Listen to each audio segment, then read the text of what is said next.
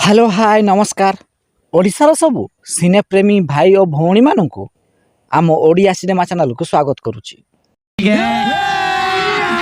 अभी मजा आएगा ना भिड़ो।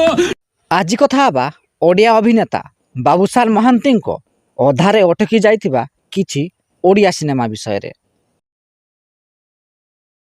2023 मसीहा बाबूशान को जन्मदिन रे घोषणा होइतिला एक ओडिया सिनेमा जार ना रखा जाइतिला गजपति।